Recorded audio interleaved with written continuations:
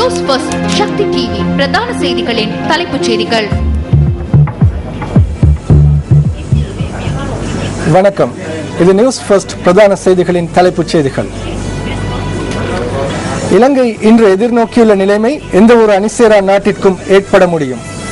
அமைச்சர் மஹிந்த சமரசிங்க ஜெனீவாவில் தெரிவிப்பு.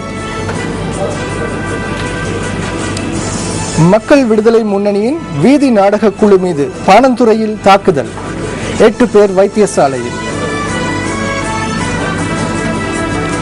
தபால் மூல வாக்களிப்பு அமைதியான முறையில் நடைபெற்றது, தேர்தல்கள் ஆணையாளர் தெரிவிப்பு. காணாமல் போன மலேசிய விமானம் இறுதியாக தொடர்பு கொண்ட பின்னர் 4 மணித்தியாலங்கள் பயணித்துள்ளதாக சந்தேகம்.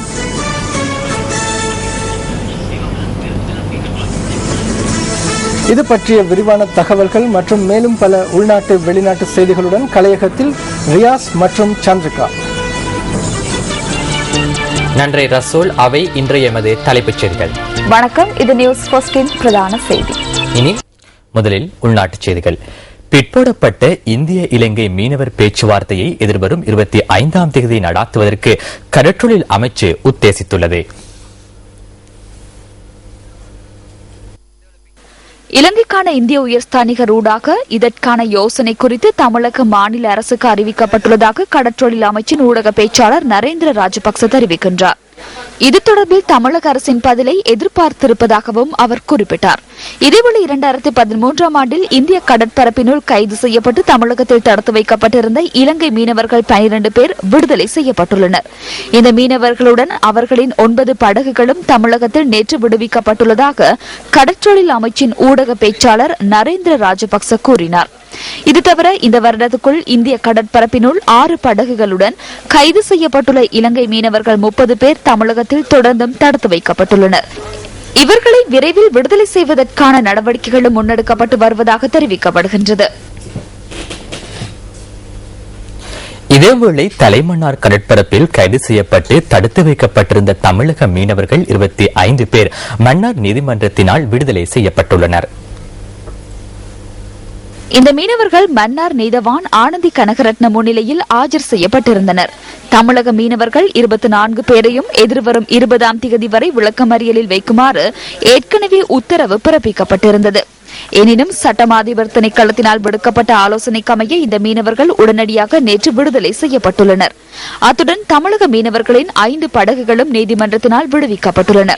இதேவேளை நெடுந்தீவு கடற்பரப்பினுள் அத்துமீறி மீன்பிடித்த குற்றச்சாட்டின் பேரில் கடந்த 2 மாதங்களில் கைது செய்யப்பட்டு யாழ்ப்பாணத்தில் தடுத்து வைக்கப்பட்டிருந்த தமிழக மீனவர்கள் 116 பேர் நேற்று விடுவிக்கப்பட்டிருந்தனர். இந்த மீனவர்கள் 2 கட்டங்களாக நேற்று ஊர்காவற்றுறை நீதவான் நீதிமன்றத்தில் ஆஜர் செய்யப்பட்டிருந்ததுடன் அவர்கள் அனைவரையும் விடுவிக்குமாறு நீதவான் எஸ் லெனின்குமார் உத்தரவிட்டார். அத்துடன் தமிழக மீனவர்களின் 26 மீன்பிடி படகுகளும் ஊர்காவற்றுறை நீதிமன்றத்தினால் விடுவிக்கப்பட்டிருந்தன. நெடுந்தீவு கடற்பரப்பினுள் நுழைந்து மீன்பிடியில் ஈடுபட்ட குற்றச்சாட்டின் பேரில் கைதான மேலும் 32 தமிழக மீனவர்கள் தொடர்ந்து விளக்கமறியலில் வைக்கப்பட்டுள்ளனர். 2 நாடுகளிலும் விடுதலை செய்யப்பட்டுள்ள மீனவர்களை சர்வதேச கடல் எல்லைகளில் இந்திய இலங்கை கடற்படை தரப்புகளின் ஒத்துழைப்புடன் பரிமாற்றிக் கொள்வதற்கான நடவடிக்கைகள் மேற்கொள்ளப்பட்டு வருகின்றன. காணாமல் போயுள்ள மலேசிய விமானம் அதன் பிரதான கட்டுப்பாட்டு அறையுடன் இறுதியாக தொடர்பு கொண்ட பின்னர் சுமார் 4 மணித்தியாலங்கள் பயணித்துள்ளதாக தகவல்கள் கிடைத்துள்ளதாக தெரியவந்துள்ளது. எனினும் விமானம் ரேடார் தொடர்பினை இழந்த பின்னர் ஒரு சில மணித்தியாலங்கள் பயணித்துள்ளதாக கூறப்படும் அறிக்கையை நிராகரிப்பதாக மலேசியாவின் பாதுகாப்பு அமைச்சர் தெரிவித்துள்ளார். இதேவேளை இந்த சம்பவம் தொடர்பில் தனியாக தாம் விசாரணைகளை மேற்கொண்டு வருவதாக விமானத்தின் என்ஜினை தயாரித்துள்ள ரோல்ஸ் ராய்ஸ் நிறுவனம் கூறியுள்ளது.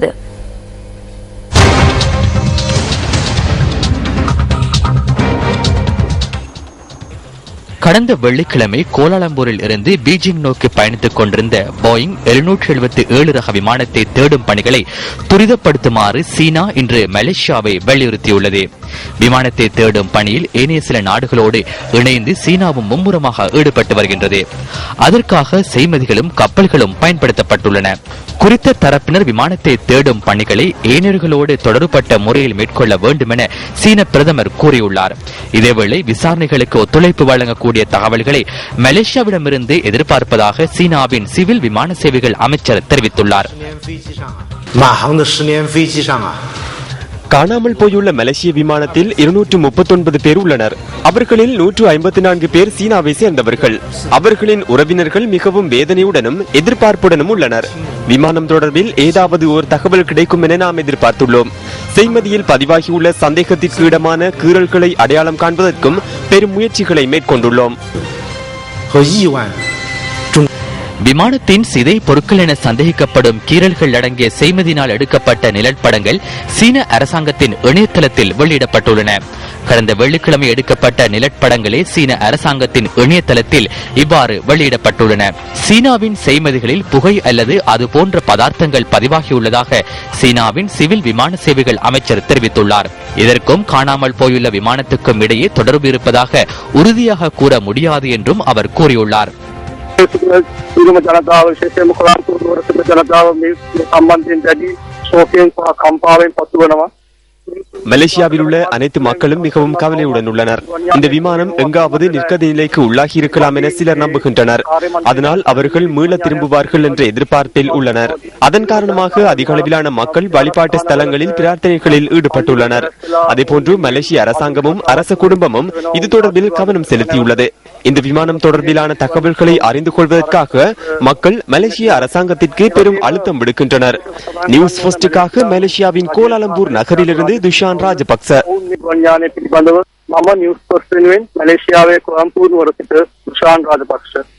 இதேவேளை போயிங் 777 ரக விமானத்தில் கோளாறு காணப்படுவதாகவும் அதனை திருத்திக் கொள்ளுமாறும் அமெரிக்க விமான சேவை தலைமை அதிகாரி இதற்கு சுமார் ஒரு மாதத்துக்கு முன்னர் கூறியிருந்தார். அனைத்து போயிங் 777 ரக விமானங்களிலும் இந்த கோளாறு காணப்படுவதனால் அது வானில் வெடிப்பதற்கு வாய்ப்பு உள்ளதாக அமெரிக்க சிவில் விமான சேவை தலைமை அதிகாரி தெரிவித்துள்ளார். கடந்த வருடம் செப்டம்பர் மாதம் 18ஆம் தேதி அமெரிக்கா இந்த முன்னெச்சரிக்கையை விடுத்திருந்தது. இதேவேளை காணாமல் போயுள்ள மலேசிய விமானத்தை கண்டுபிடிப்பதற்கு இந்தியாவின் ஒத்துழைப்பு கோரப்பட்டுள்ளதாக இந்திய வெளிவிவகார அமைச்சர் கூறியுள்ளார். காணாமல் போன விமானத்தில் இந்திய பிரஜைகளும் உள்ளமையினால் அதற்கு ஒத்துழைப்பு வழங்குவதாக இந்திய வெளிவிவகார அமைச்சின் பேச்சாளர் ஒருவர் அறிவித்துள்ளார். இதேவேளை தமக்கு தகவல்களை வழங்குவதில் பின்னடைவை காண்பதாக காணாமல் போயுள்ள விமானத்தில் உள்ள பயணிகளின் உறவினர்கள் சீன மற்றும் மலேசிய அதிகாரிகள் மீது குற்றம் சுமத்துகின்றனர். நான் ஜனாதிபதியுடன் பேச வேண்டும். 200க்கும் அதிகமான உயிர்களுக்கு என்ன நடக்கிறது என்பது புரியவில்லை. ஜனாதிபதியின் பாரியாரிடம் இதனை வினவ வேண்டும். உங்கள் கணவர் அந்த விமானத்தில் இருந்தால் உங்களுக்கு எவ்வாறு இருக்கும்? உங்கள் பெற்றோர்களுக்கு எவ்வாறு இருக்கும்? உங்களுக்கு பிள்ளைகள் உள்ளனர், அவர்களுக்கு எவ்வாறு இருக்கும்? பெற்றோர்கள் என்ற வகையில் நாம் மிகவும் கவலையுடன் உள்ளோம். மக்கள் விடுதலை முன்னணியின் கலை சங்கத்தின் வீதி நாடக குழுவினருக்கும் மேலும் ஒரு தரப்பினருக்கும் இடையில் இன்று பாணந்துறையில் வைத்து மோதல் ஏற்பட்டுள்ளது. பாணந்துறை தனியார் பஸ் தடுப்பிடத்துக்கு முன்பாக அரங்கேற்றப்பட்ட தேர்தல் பிரச்சார நாடகத்தின் பின்னரே இந்த மோதல் சம்பவம் இடம்பெற்றுள்ளது. குறித்த தாக்குதலினால் நாடக குழுவின் 2 பெண்கள் உட்பட 8 பேர் வைத்தியசாலையில் அனுமதிக்கப்பட்டுள்ளனர். நாடகம் நிறைவடைந்தவுடன் பஸ் தரிப்பிடத்திலிருந்த ஒரு குழுவினர் தம்மை தாக்கியதாக அவர்கள் தெரிவித்துள்ளனர். நாங்கள் நாடகத்தை முடித்துவிட்டு வெளியேறும் போது இங்கிருந்து செல்லாவிட்டால் தாக்குவோம் என அச்சுறுத்தி எம்மை விரட்டினார்கள். அவர்கள் அணிந்திருந்த உடைகளை பார்த்தால் சாரதிகள் மற்றும் நடத்துனர்களை போன்றே இருந்தார்கள். அதே போன்று அங்கிருந்த நேர கணிப்பாளர் அடையாளம் காணக்கூடிய பலர் உள்ளனர். கடந்த 10ஆம் தேதி எமது கட்சியின் தலைவர் அன்ருகுமார் திசாநாயக்க தலைமையில் பாரிய கூட்டம் ஒன்று இந்த இடத்தில் நடைபெற்றது. இதனை பொறுத்துக் கொள்ள முடியாத அரசாங்கத்தின் குண்டர்களை இவ்வாறான தாக்குதல்களை முன்னெடுக்கின்றனர். தற்போது அரசாங்கத்திற்கு எதிரான அரசியல் கருத்துக்கள் அதிகரித்து வருகின்றன. இதனை தாங்கிக் கொள்ள முடியாத நிலையிலேயே இவர்கள் இவ்வாறு குண்டர்களை கொண்டு தாக்குதலை மேற்கொண்டுள்ளனர்.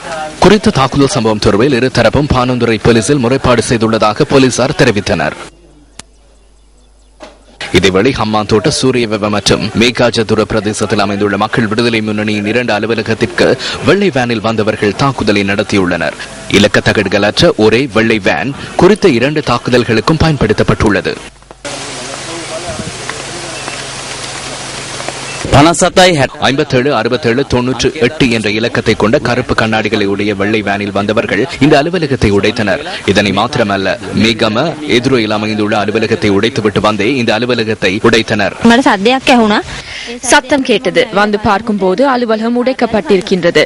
வாகனத்தில் இலக்கத்தை மனதில் எழுதிக் கொண்டேன். 57 67 98 என்ற வாகனம் தாக்கிவிட்டு சென்றது. செல்லும் போது அக்கா, நாங்கள் கொழும்பிலிருந்து வந்தோம் என கூறிவிட்டு சென்றனர். ஆசிய அரசியல் கட்சிகளின் சர்வதேச மாநாடு எனப்படும் ஐகேப் மாநாட்டின் அடுத்த அமர்வை இலங்கையில் நடத்த தீர்மானிக்கப்பட்டுள்ளது. ஐகேப் நிலைப்பாட்டு குழுவின் பொதுச் செயலாளர் வோங் இயோ யோங்கிற்கும் ஜனாதிபதி மஹிந்த ராஜபக்சவுக்கும் இடையிலான சந்திப்பு இன்று அலரி மாளிகையில் நடைபெற்றது. ஆசிய வாழ் சமூகத்தை கட்டி எழுப்புதல் என்ற துணைப்பொருளின் கீழ் இந்த மாநாடு எதிர்வரும் செப்டம்பர் மாதம் 18ஆம் தேதி முதல் 21ஆம் தேதி வரை நடைபெற உள்ளதாக ஜனாதிபதி ஊடகப் பிரிவு வெளியிட்டுள்ள அறிக்கையில் குறிப்பிடப்பட்டுள்ளது. மனித உரிமைகள் பேரவையில் முன்வைக்க உத்தேசிக்கப்பட்டுள்ள பிரேரணையை இலங்கை கொள்கை ரீதியாக எதிர்ப்பதாக மனித உரிமைகள் தொடர்பான ஜனாதிபதியின் விசேட பிரதிநிதி அமைச்சர் மஹிந்த சமரசிங்க தெரிவித்துள்ளார். ஜெனீவா மனித உரிமைகள் பேரவை கூட்டத்தொடருக்கு இணையாக இடம்பெற்ற அணிசேரா நாடுகளின் சந்திப்பிலேயே அமைச்சர் இதனை தெரிவித்துள்ளார். இலங்கை இன்று எதிர்கொண்டுள்ள சூழ்நிலை நாளை எந்த ஒரு அணிசேரா நாட்டுக்கும் ஏற்படலாம் என்று மனித உரிமைகள் தொடர்பான ஜனாதிபதியின் விசேட பிரதிநிதி அமைச்சர் மஹிந்த சமரசிங்க இதன்போது தெரிவித்துள்ளார். இலங்கை வரலாற்று ரீதியாக சர்வதேச சமூகத்துடன் மிகவும் நெருங்கிய உறவுகளை பேணி வருவதாகவும் சர்வதேசத்துடன் காணப்படுகின்ற தொடர்புகளை மேலும் வலுப்படுத்துவதற்காக இலங்கைக்கு குறித்த பிரேரணை அனாவசியமானது என்றும் அமைச்சர் இதன்போது சுட்டிக்காட்டியுள்ளார். இலங்கை அரசாங்கத்தினால் நல்லிணக்கத்தை ஏற்படுத்துவதற்காக நடவடிக்கைகள் தொடர்பில் பரந்த அளவில் தெளிவுபடுத்திய அமைச்சர் இதற்காக சர்வதேச சமூகத்தின் குறிப்பாக மேற்குலக நாடுகளின் உதவி அத்தியாவசியமானது என்றும் தெரிவித்தார். இலங்கை தொடர்ந்தும் ஐக்கிய நாடுகள் சபை மற்றும் சர்வதேச சமூகத்துடன் ஒன்றிணைந்து செயற்பட உள்ளதுடன் மனித உரிமைகள் பேரவையில் முன்வைக்கப்பட உள்ள இந்த பிரேரணையினால் இலங்கையை தனிமைப்படுத்துவது தொடர்பில் அமைச்சர் மஹிந்த சமரசிங்க இதன்போது கவலையை வெளியிட்டார். நல்லிணக்கத்தை அடைவதற்காக இலங்கை நாடு என்ற வகையில் உள்ளக பொறிமுறை ஒன்றை முன்னெடுத்துள்ளதுடன் அதனூடாக முன்னேற்றத்தை அடைவதாகவும் அந்த செயற்பாடு தொடர்ந்தும் காணப்படுவதாகவும் மனித உரிமைகள் தொடர்பான ஜனாதிபதியின் விசேட பிரதிநிதி அமைச்சர் மஹிந்த சமரசிங்க மேலும் தெரிவித்துள்ளார். அமைச்சர் மஹிந்த சமரசிங்க மற்றும் அமைச்சர் நிமா ஸ்ரீபாலடி சில்வா ஆகியோர் எதிர்வரும் நாட்களில் ஆப்பிரிக்க நாடுகளின் பிரதிநிதிகளையும் முஸ்லிம் நாடுகளின் ஒன்றியத்தையும் சந்திக்க உள்ளனர். பொகவந்தலாவ பிரதேச மாணவர்களால் இன்று கவனஈர்ப்பு போராட்டம் ஒன்று முன்னெடுக்கப்பட்டுள்ளது. அண்மையில் பிரதேச பாடசாலை மாணவி ஒருவர் சிலரால் கடத்திச் செல்லப்பட்டு பாலியல் துஷ்பிரயோகத்திற்கு உட்படுத்தப்பட்டதாக கூறப்படும் சம்பவத்தை கண்டித்து மாணவர்களால் இந்த கவனஈர்ப்பு போராட்டம் முன்னெடுக்கப்பட்டுள்ளது. 17 வயதான மாணவியை துஷ்பிரயோகப்படுத்திய சந்தேக நபர்களை உடனடியாக கைது செய்ய வலியுறுத்தியும் பிரதேசத்தில் அண்மை காலங்களில் இடம்பெற்றதாக கூறப்படும் துஷ்பிரயோக சம்பவங்களை கண்டித்தும் மாணவர்கள் சுலோகங்களை ஏந்தியவாறு எதிர்ப்பை வெளியிட்டதாக எமது பிராந்திய செய்தியாளர் குறிப்பிட்டார். பொகவந்தலாவை பகுதியில் உள்ள பாடசாலைகளின் 100க்கும் மேற்பட்ட மாணவர்கள் இந்த போராட்டத்தில் கலந்து கொண்டதாகவும் அவர் கூறினார். இதேவேளை மாணவியின் துஷ்பிரயோக சம்பவம் குறித்து போலீசாரிடம் வினவியதை அடுத்து அது குறித்த விசாரணைகள் தொடர்ந்து முன்னெடுக்கப்பட்டு வருவதாக தெரிவிக்கப்பட்டது. ஆயினும் மாணவி துஷ்பிரயோக சம்பவம் தொடர்பான சாட்சியங்கள் எதுவும் இதுவரை பதிவாகாத காரணத்தினால் சந்தேக நபர்களை கைது செய்ய முடியாத நிலை காணப்படுவதாக போலீசார் குறிப்பிட்டனர். பல்வேறு விடயங்கள் குறித்து கலந்துரையாடும் நோக்கில் அரசியல் கட்சியின் செயலாளர்கள் மற்றும் பிரதிநிதிகள் இன்று தேர்தல்கள் ஆணையாளரை சந்தித்தனர். இந்த சந்திப்பு தேர்தல்கள் செயலகத்தில் இடம்பெற்றது. தேர்தல்கள் ஆணையாளரிடம் ஆலோசனைகளை பெற்றுக் கொள்வதற்காக நாம் வந்தோம். ஆலோசனைகளை பெற்றுக் கொண்டோம். நமது மாவட்டத்தில் எந்த ஒரு வன்முறை சம்பவங்களும் பதிவாகவில்லை. நமது மாவட்டத்தில் அமைதியான முறையில் தேர்தல் நடவடிக்கைகள் இடம்பெறுகின்றன. பெரிய தேர்தல் ஒன்றின் போது காணப்படுகின்ற பரபரப்பு இல்லாமையே பிரச்சனையாகும். மக்கள் விடுதலை முன்னணி தேர்தல்கள் ஆணையாளரை சந்தித்து முறைப்பாடொன்றை முன்வைத்தது. 8 தேர்தல் மாவட்டங்கள் உள்ளடங்குகின்ற விதத்தில் பேரணிகள் மற்றும் மனுக்களில் கையொப்பமிடுதல் போன்ற வேலை திட்டம் ஒன்று அரசாங்க தரப்பினால் ஏற்பாடு செய்ய 10 நாட்களுக்கு ஏற்பாடு செய்யப்பட்டுள்ளது. தங்காலை பகுதியில் இந்த நடவடிக்கை நாளை ஆரம்பமாகின்றது. கொழும்பு கோட்டை பகுதியில் கையொப்பமிடும் நடவடிக்கை ஒன்றும் இடம்பெறவுள்ளது. இந்த நடவடிக்கை சட்டவிரோதமான செயற்பாடு என்பதனை தேர்தல் ஆணையாளர் ஏற்றுக்கொண்டார். அத்துடன் அதனை நிறுத்துவதாகவும் அவர் கூறினார். ஐக்கிய மக்கள் சுதந்திர கூட்டமைப்பில் உள்ள எந்த ஒரு பங்காளி கட்சியும் இவ்வாறான பேரணி ஒன்றை ஏற்பாடு செய்ய திட்டமிடவில்லை. நாங்கள் அவ்வாறு செய்ய மாட்டோம். மனுக்களில் கையொப்பம் திரட்டும் நடவடிக்கை ஒன்றை நாம் ஏற்பாடு செய்யவில்லை. இன்று 13ஆம் தேதி, தேர்தலுக்கு இன்னும் 12 நாட்களே இருக்கின்றன. இந்த காலப்பகுதியில் எமது வேட்பாளர்கள் தேர்தல் சட்டத்தை மீறாது செயற்படுவதற்கான ஆலோசனைகளை நாங்கள் வழங்கியுள்ளோம். நாங்கள் கம்பகா மற்றும் கொழும்பு ஆகிய மாவட்டங்களில் போட்டியிடுகின்றோம். இதனை சீரழிப்பதற்காக தமிழ் மக்களை அச்சுறுத்தும் செயற்பாடொன்று முன்னெடுக்கப்படுகின்றது. அதனை தமிழ் மக்கள் எதிர்கொள்ள வேண்டிய தேவை கிடையாது, பயப்பட வேண்டிய அவசியமும் கிடையாது. யாழ் மாவட்ட மக்களின் மருத்துவ தேவைகளை பூர்த்தி செய்யும் நோக்கில் குடாநாட்டில் இன்று 3 வைத்தியசாலைகள் திறக்கப்பட்டன. குறும்பசிட்டி, தெல்லிப்பளை, கொடிகாமம் ஆகிய இடங்களில் இந்த வைத்தியசாலைகள் திறக்கப்பட்டன. புதிதாக இன்று திறக்கப்பட்ட இந்த வைத்தியசாலைகளில் 2 கிராமிய ஆயுர்வேத மருத்துவ சாலைகளும் உள்ளடங்குகின்றன. தெல்லிப்பளை மற்றும் கொடிகாமம் பிரதேசங்களில் இந்த ஆயுர்வேத வைத்தியசாலைகள் திறக்கப்பட்டுள்ளன. குறும்பசிட்டி பிரதேசத்தில் சாதாரண ஆங்கில மருந்து சிகிச்சைகள் வழங்கும் வைத்தியசாலையும் திறக்கப்பட்டுள்ளது. இந்த நிகழ்வுகள் வடமாகாண சுகாதார சுதேச வைத்தியத்துறை அமைச்சர் ப. சத்தியலிங்கம் தலைமையில் இடம்பெற்றன. மேல் மற்றும் தென்மாகாண சபைகளுக்கான தேர்தலின் தபால் மூல வாக்களிப்பு நடவடிக்கைகள் இன்று அமைதியான முறையில் இடம்பெற்றதாக தேர்தல்கள் ஆணையாளர் மஹிந்த தேசப்பிரிய தெரிவிக்கின்றார். இதுகுறித்து தமது உத்தியோகத்தர்கள் அறிவித்ததாக தேர்தல்கள் ஆணையாளர் நியூஸ் ஃபர்ஸ்டுக்கு கூறினார். இன்றைய தினம் தபால் மூல வாக்களிப்பு 4000க்கும் அதிகமான நிலையங்களில் இடம்பெற்றது. தபால் மூலம் வாக்களிப்பதற்காக 1,12,321 அரசு ஊழியர்கள் தகுதி பெற்றிருந்தனர். நாளையும் அலுவலக நேரங்களில் தபால் மூல வாக்களிப்பில் அரசாங்க ஊழியர்கள் வாக்களிப்பதற்கான வசதிகள் செய்து கொடுக்கப்பட்டுள்ளதாக தேர்தல்கள் ஆணையாளர் மேலும் குறிப்பிட்டார். கிளிநொச்சி பரந்தன் ரயில் நிலையத்துக்கு அருகிலான காட்டுப்பகுதியில் ஆணின் சடலம் ஒன்று கண்டுபிடிக்கப்பட்டுள்ளது. பிரதேச மக்கள் சிலரால் சடலம் என்று பிற்பகல் அவதானிக்கப்பட்டுள்ளதுடன் பின்னர் போலீசாருக்கு தகவல் வழங்கப்பட்டதாக எமது பிராந்திய செய்தியாளர் குறிப்பிடுகின்றார். பரந்தன் ரயில் நிலையத்திலிருந்து கிளிநொச்சி நோக்கி சுமார் 1/2 கிலோமீட்டர் தொலைவில் உள்ள ரயில் பாதையை அண்மித்த காட்டுப்பகுதியிலேயே சடலம் காணப்படுவதாக போலீசார் தெரிவித்தனர். வடக்கு மார்க்கத்தில் ரயிலில் பயணம் செய்த ஒருவர் நேற்றிரவு அல்லது இன்று அதிகாலை தவறி வீழ்ந்து உயிரிழந்திருக்கலாம் என போலீசார் சந்தேகிக்கின்றனர். இந்த சடலம் தொடர்பான மேலதிக விசாரணைகளை கிளிநொச்சி போலீசார் மேற்கொண்டு வருகின்றனர். தகுதியானவர்களை அரசியலில் ஈடுபடுத்தி அவர்களை சிறந்த இடத்துக்கு கொண்டு செல்ல இம்முறை மாகாண சபை தேர்தல் சிறந்ததொரு சந்தர்ப்பமாக அமையும் என ஐக்கிய மக்கள் சுதந்திர கூட்டமைப்பின் கம்பஹா மாவட்ட வேட்பாளர் சுசாரதினால் தெரிவிக்கின்றார். பல்லேவல பொறுக்குகம பகுதியில் இடம்பெற்ற மக்கள் சந்திப்பொன்றில் கலந்து கொண்டு உரையாற்றிய போதே அவர் இதனை குறிப்பிட்டார். கொழும்பில் தொழில் வாய்ப்புகள் உருவாகும் போது அவற்றை பெற்றுக்கொள்ள எமது இளைஞர்களை பயிற்றுவிக்க வேண்டும். சிறந்த பின்புலத்தை கொண்ட தனியார் நிறுவனங்களை நிர்மாணித்து அதனூடாக ஆயிரக்கணக்கான தொழில் வாய்ப்புகளை எமது இளைஞர் யுவதிகளுக்கு கம்பஹா மாவட்டத்தில் பெற்றுக் கொடுக்க முடியும். இந்த மாகாண சபை தேர்தல் மிகவும் முக்கியமானதாக கருதப்படுகிறது. இந்த மாகாண சபை தேர்தலின் ஊடாக தகுதியானவர்களை தகுதியான இடத்திற்கு கொண்டு வர வேண்டும். அனைத்து அரசாங்க ஊழியர்களுக்கான வரப்பிரசாதங்களையும் அரசாங்கம் இல்லாதொழித்துள்ளதாக ஐக்கிய தேசிய கட்சியின் பாராளுமன்ற உறுப்பினர் சஜித் பிரேமதாச தெரிவித்துள்ளார். திச மகாராம கிரிந்த பிரதேசத்தில் நேற்று இடம்பெற்ற கூட்டம் ஒன்றின் போதே அவர் இதனை தெரிவித்தார். பாராளுமன்ற உறுப்பினர் சஜித் பிரேமதாச தலைமையில் நேற்று மாலை இந்த கூட்டம் இடம்பெற்றது. அரசு ஊழியர்களை நாங்கள் பாதுகாப்போம் என அரசாங்கம் மிகவும் அழகான வசனங்களை கூறுகின்றது. அனைத்து அரசு ஊழியர்களின் வரப்பிரசாதங்களையும் அரசாங்கம் இல்லாதொழித்துள்ளது என்பதனை நான் மிகவும் பொறுப்புடன் கூறுகின்றேன். தேர்தல் காலங்களில் சம்பளத்தை அதிகரிப்பதாக கூறிய போதிலும் கொடுப்பனவுகளையே அரசாங்கம் அதிகரித்துள்ளது.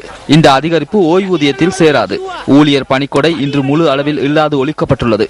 அது மாத்திரமின்றி அரசு ஊழியர்கள் ஓய்வு பெறும்போது அவர்களுக்கான ஓய்வூதியம் வழங்குவதில் பல்வேறு முரண்பாடுகள் காணப்படுகின்றன.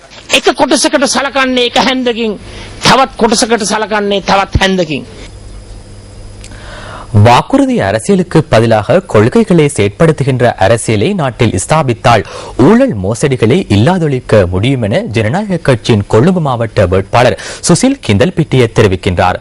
கொலனாவில் நடைபெற்ற வைபவம் ஒன்றில் கலந்து கொண்டு உரையாற்றும் போதே அவர் இதனை தெரிவித்தார். கொலனாவ தொகுதியின் தேர்தல் பிரதிநிதிகளை தெளிவுபடுத்துவதற்காக இந்த செயலமர்வு இன்று நடைபெற்றது. ஜனநாயக கட்சியின் கொலனாவ தொகுதி அமைப்பாளர் சுசில் கிந்தல்பிட்டிய இதனை ஏற்பாடு செய்திருந்தார்.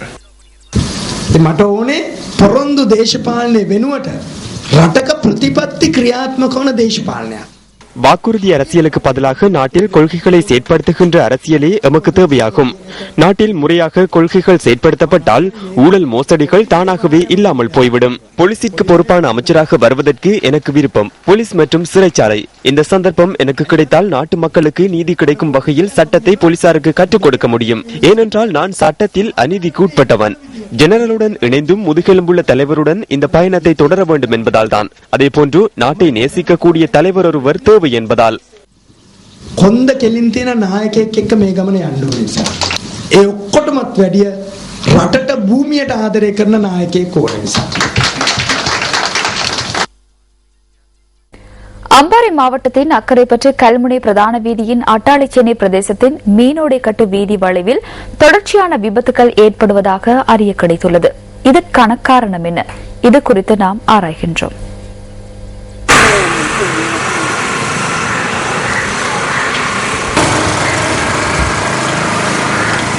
அக்கரைப்பற்று கல்முனை மீனோடைக்கட்டு வீதியிலேயே பலரது உயிரையும் பலிகொண்டுள்ள இந்த அபாயகரமான வளைவு காணப்படுகின்றது. இந்த வீதியில் தினமும் பயணிப்போர் மிகுந்த அவதானத்துடன் பயணித்தாலும் இந்த மார்க்கத்தில் பரிச்சயம் இல்லாதவர்களுக்கு முன்பாக ஒரு பெரிய வளைவு இருப்பதனை அறிந்து கொள்வது கடினமாக உள்ளது. முன்னால் இந்த வளைவு உள்ளமையை தெரியப்படுத்தும் வகையில் வீதி சமிச்சை பலகை பொருத்தப்பட்டுள்ள போதிலும் அதில் போதிய தெளிவில்லை என பயணிகள் குறிப்பிடுகின்றனர். அக்கரைப்பற்று போலீஸ் பிரிவிற்கு உட்பட்ட பகுதிகளில் கடந்த வருடத்தில் மாத்திரம் 70 வீதி விபத்துகள் இடம்பெற்றதாக பதிவாகின்றது. இவற்றில் பெரும்பாலான விபத்துக்கள் மீனோடைக்கட்டு வளைவிலேயே இடம்பெற்றுள்ளன. விபத்துக்களை தவிர்க்கும் வகையில் மீனோடைக்கட்டு வளைவு முன்னால் உள்ளது என்பதனை அறிவுறுத்தும் வகையில் தெளிவான ஒரு அறிவுறுத்தல் பலகை அமைக்கப்பட வேண்டும் என வீதி அபிவிருத்தி அதிகார சபையின் அக்கரைப்பற்று மற்றும் கல்முனை பொறியியலாளர்களிடம் பல தடவைகள் குறிப்பிட்டிருந்த போதிலும் இதுவரை நடவடிக்கை எடுக்கப்படவில்லை என மக்கள் தெரிவிக்கின்றனர். நாட்டின் பல்வேறு பகுதிகளிலும் வேகமாக பயணிக்கக்கூடிய வகையில் வீதிகள் புனரமைக்கப்படுகின்ற போது ஆபத்துக்களை தவிர்ப்பதற்காக மக்களை தெளிவுபடுத்தும் வகையில் செயற்படுவது பொறுப்பு வாய்ந்த அதிகாரிகளின் கடமை என்பதனை எமது இன்றைய புரொவின்சியல் ஃபர்ஸ்ட் சுட்டிக்காட்டுகின்றது. உங்கள் வாழ்க்கை எங்கள் செய்தி. பாராளுமன்ற வீதியின் வெளிக்கட பகுதியில் 4 வாகனங்கள் ஒன்றுடன் ஒன்று மோதும் விபத்துக்குள்ளானதில் ஒருவர் காயமடைந்துள்ளார். இந்த விபத்து இன்று பிற்பகல் இடம்பெற்றதாக போலீசார் குறிப்பிட்டனர்.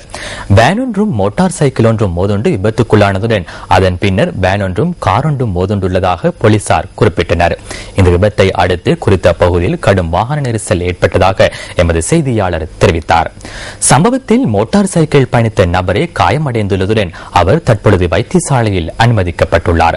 தனியார் உணவு விநியோக நிலையம் ஒன்றில் கடமையாற்றும் ஒருவரே இவ்வாறு விபத்துக்குள்ளாகியுள்ளதாக போலீசார் குறிப்பிட்டனர்.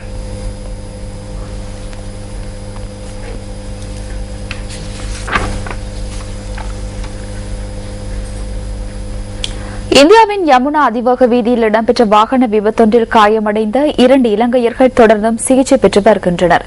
இலங்கையர்களை ஏற்றிச் சென்ற பஸ் ஒன்றும் ட்ரக் வண்டியொன்றும் மோதுண்டே இந்த விபத்து நேர்ந்துள்ளது. புதுடில்லியிலிருந்து ஆந்திரா நோக்கி பயணித்துக் கொண்டிருந்த குறித்த பஸ்ஸில் இலங்கையை சேர்ந்த யாத்ரீகர்கள் இருந்துள்ளனர்.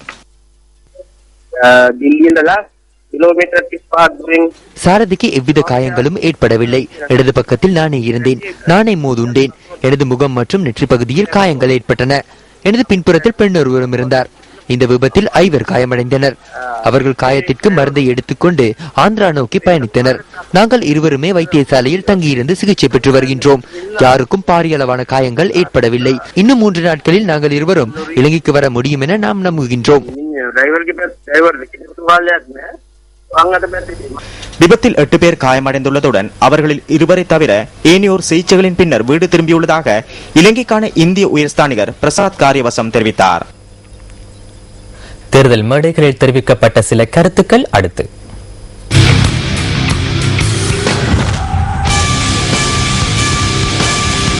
வீணமே ஜாந்தினன் 29ஆம் தேதி நடைபெற உள்ள தேர்தல் எமது சட்ட புத்தகத்தில் உள்ள தேர்தலாகும். இதில் தலைவர் தேர்தல்கள் ஆணையாளர். ஆனால் 28ஆம் தேதி நடைபெற உள்ள தேர்தல் எமது சட்ட புத்தகத்தில் இல்லை. இலங்கை தொடர்பாகவே இந்த தேர்தல் நடத்தப்பட உள்ளது. இதில் தேர்தல்கள் ஆணையாளர் நவநீதம் பிள்ளை எமது தாய் நாட்டை பிளவுபடுத்துவதற்காக ஐக்கிய நாடுகள் சபையின் அதிகாரத்தை பயன்படுத்தி மேற்குலக நாடுகள் முன்னெடுக்கும் நடவடிக்கைகளே இவை.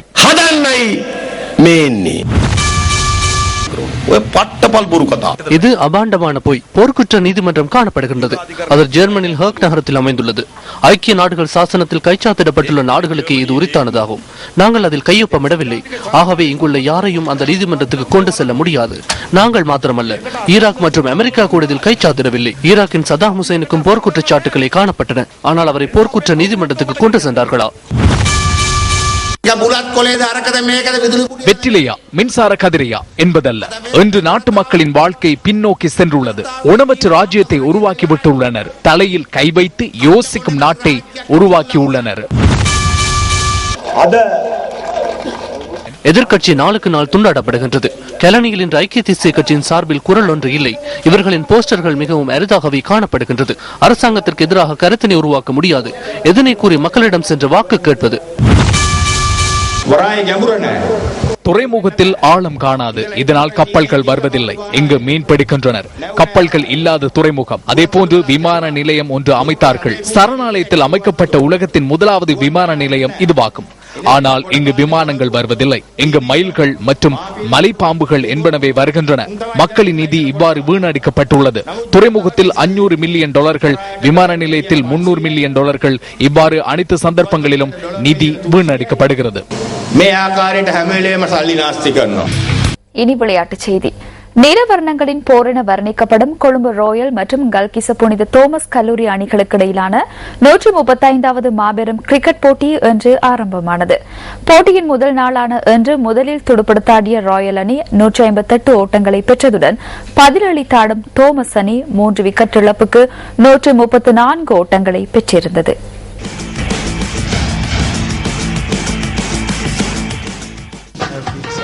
கொழும்பு SSC மைதானத்தில் நடைபெறும் இந்த போட்டியில் நாணய சுழற்சிக்கு பயன்படுத்தப்பட்ட தங்க நாணயம் பாராசூட் வீரர் ஒருவர் மூலம் ஆடுகளத்துக்கு கொண்டு வரப்பட்டமை விசேடாம்சமாகும். நாணய சுழற்சியில் வெற்றி பெற்ற தோமஸ் அணி தலைவர் மதுஷான் ரவிச்சந்திரகுமார் முதலில் களத்தடுப்பில் ஈடுபட தீர்மானித்தார். அதன்படி முதலில் துடுப்படுத்தாடிய ராயல் அணி 2 ஓட்டங்களுக்கு முதல் விக்கெட்டை இழந்தது.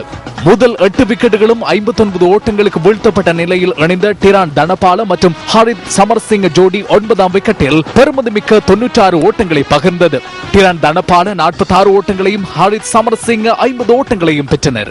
ராயல் கல்லூரி அணி 158 ஓட்டங்களுக்கு சகல விக்கெட்டுகளையும் இழந்தது. பந்துவீச்சில் சஹான் விஜய் சிங்க 4 விக்கெட்டுகளையும் அப்துல் காதர் 3 விக்கெட்டுகளையும் வீழ்த்தினர்.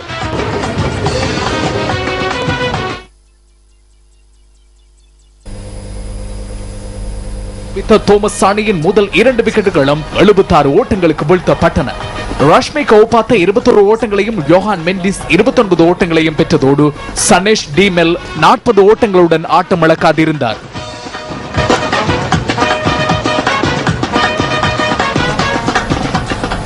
இதேவேளை யாழ் மத்திய மற்றும் சென்ட் ஜான்ஸ் கல்லூரி அணிகளுக்கு இடையிலான 108வது வடக்கின் பெரும் சமர் இன்று ஆரம்பமானது. இது தொடர்பான விரிவான தகவல்களை நியூஸ் டுநைட்டில் எதிர்பாருங்கள். வணக்கம்.